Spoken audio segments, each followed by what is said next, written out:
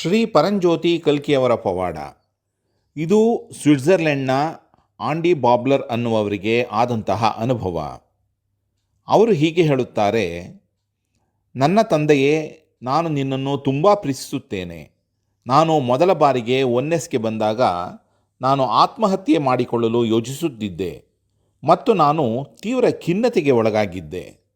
ನಾನು ಪ್ರತಿದಿನ ಬೆಳಗ್ಗೆ ಭಯದಲ್ಲಿರುತ್ತಿದ್ದೆ ಮತ್ತು ಜೀವನವು ನೋವಿನಿಂದ ಕೂಡಿತ್ತು. ನನಗೆ ಜೀವನ ಸಾಕಾಗಿತ್ತು ಮತ್ತು ನನ್ನಲ್ಲಿ ಇದಕ್ಕಿಂತ ಬೇರಾವುದೇ ಪರಿಹಾರವಿರಲಿಲ್ಲ. ಹಾಗಾಗಿ ಆಯುಧಕ್ಕೆ ಆರ್ಡರ್ ಮಾಡಿದೆ.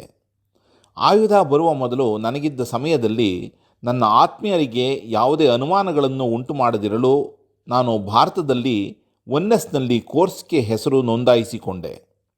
ನಾನು ಒನ್ನೆಸ್ ಕೋರ್ಸ್ಗೆ ಆಗಮಿಸಿದಾಗ ನಾನು ಆ ಕೋರ್ಸ್ ಜೊತೆ ಸಂಪರ್ಕವಿರಲಿಲ್ಲ. ಆಸಕ್ತಿ ಇಲ್ಲದೆ ಮತ್ತು ಶಿಕ್ಷಕರಿಂದ ಸಾಧ್ಯವಾದಷ್ಟು ದೂರ ಕುಳಿತುಕೊಂಡಿದ್ದೆ.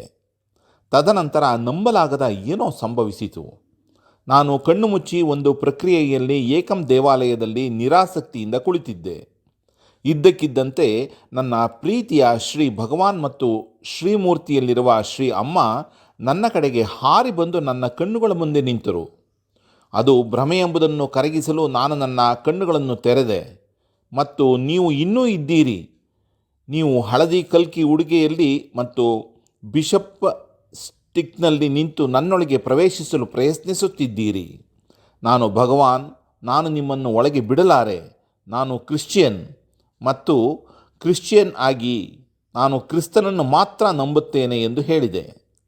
ಆಗ ನೀವು ನಾನು ಮೆಲ್ಕಿಸೆಡೆಕ್ ಹೆಸರಿನಲ್ಲಿ ಬಂದಿದ್ದೇನೆ ಎಂದು ಹೇಳಿದಿರಿ. ಬೈಬಲ್ನಿಂದ ಮೆಲ್ಕಿಸೆಡೆಕ್ ಯೇಸು ಕ್ರಿಸ್ತನ ಸಾಲಿನಲ್ಲಿ ಪ್ರಧಾನ ಗುರುವೆಂದು ನನಗೆ ತಿಳಿದಿತ್ತು ಮತ್ತು ನೀವು ಆ ಪ್ರಧಾನ ಗುರುವಿನಂತೆ ಕಾಣಿಸುತ್ತಿದ್ದೀರಿ. ನಾನು ತುಂಬ ಗೊಂದಲಕ್ಕೊಳಗಾಗಿದ್ದೆ ಮತ್ತು ಏನು ಹೇಳಬೇಕೆಂದು ನನಗೆ ತಿಳಿಯಲಿಲ್ಲ ಮತ್ತು ನೀವು ಪ್ರವೇಶಿಸಿದ್ದೀರಿ. ಶ್ರೀ ಅಮ್ಮ ಮೌನವಾಗಿ ನಿಮ್ಮನ್ನು ಹಿಂಬಾಲಿಸಿದರು. ನಂತರ ನೀವು ನನ್ನ ಹೃದಯದೊಳಗೆ ಹಿಂದಕ್ಕೆ ಮತ್ತು ಮುಂದಕ್ಕೆ ನಡೆಯುವುದನ್ನು ನಾನು ನೋಡಿದೆ ಮತ್ತು ನೀನು ನನ್ನಲ್ಲಿ ನೆಲೆಗೊಂಡಿರುವಂತೆ ನಾನು ನಿನ್ನಲ್ಲಿ ನೆಲೆಸುತ್ತೇನೆ ಎಂದು ಹೇಳಿದಿರಿ. ಅಂದರೆ ನೀವು ನನ್ನಲ್ಲಿರುವಂತೆ ನಾನು ನಿಮ್ಮಲ್ಲಿದ್ದೇನೆ. ಈ ವಾಕ್ಯ ಬೈಬಲ್ನಿಂದ ಬಂದಿದೆ ಎಂಬುದನ್ನು ನಾನು ನೋಡಬೇಕಾಗಿತ್ತು. ಆ ಸಮಯದಲ್ಲಿ ಇದು ಕೇವಲ ಒಂದು ವಾಕ್ಯವಾಗಿತ್ತು ಮತ್ತು ಈಗ ಅದು ವಾಸ್ತವವಾಗಿದೆ ಮತ್ತು ನಾನು ಅದನ್ನು ಹಂಚಿಕೊಳ್ಳಲು ಬಯಸುತ್ತೇನೆ. ಇದು ಹಂತ ಹಂತವಾಗಿ ಪ್ರಕ್ರಿಯೆಯಿಂದ ಪ್ರಕ್ರಿಯೆ ಮತ್ತು ಅನುಗ್ರಹದಿಂದ ಅನುಗ್ರಹ ಬಂದಿತು. ಈಗ ನಾನು ನಿಮ್ಮೊಂದಿಗೆ ಇರಲು ಬಯಸುತ್ತೇನೆ. ಈ ಪ್ರೀತಿ, ಈ ಚೈತನ್ಯ, ಈ ಆನಂದದಲ್ಲಿ ಬದುಕಬೇಕು.